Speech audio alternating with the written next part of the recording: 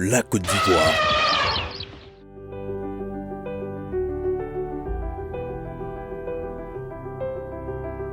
La Côte d'Ivoire, 322 462 km² de superficie, compte 25 millions d'habitants, leader avec plus du tiers du produit intérieur brut PIB de l'Union économique et monétaire ouest-africaine, UEMOA. Elle est une des économies les plus dynamiques de l'Afrique subsaharienne, selon un récent rapport de la Banque mondiale.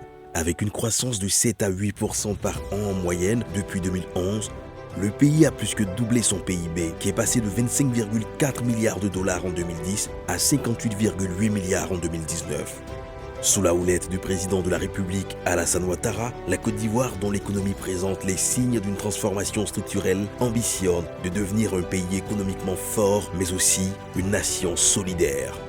Hormis l'agriculture, la croissance du pays s'appuie sur les services, notamment les TIC, qui ont connu une évolution ces dernières années.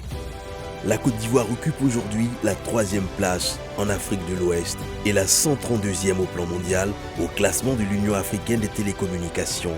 Le chiffre d'affaires du secteur est estimé à plus de 870 milliards de francs CFA à fin décembre 2020 et les performances du secteur sont bonnes grâce à des investissements colossaux réalisés au cours de la dernière décennie.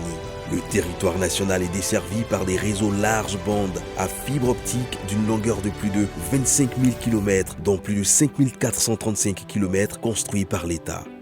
Malgré tout, le pays est loin de combler son retard dans le secteur du numérique, qui représente à peine 9% de son PIB. Au classement NRE, Network Readiness Index, la Côte d'Ivoire occupe la 115e place derrière le Sénégal et le Bénin, ce qui montre que beaucoup reste à faire pour une transformation numérique du pays.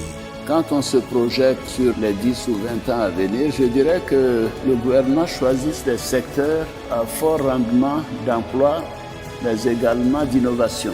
Le domaine des nouvelles technologies, tout ça c'est très important parce que c'est le monde du futur, l'intelligence artificielle. Je veux donner à toutes les filles et à tous les fils de notre pays le droit à une éducation, à une formation de qualité qui leur permette d'acquérir des connaissances et des compétences fondamentales. Ainsi, nos enfants pourront devenir des citoyens modernes et participer pleinement à la vie de leur famille et de la nation. Le gouvernement a tout mis en œuvre pour vous permettre de relever les défis sécuritaires aussi bien internes qu'aux frontières de notre pays, en renforçant vos capacités opérationnelles par l'acquisition d'équipements modernes et de moyens de mobilité.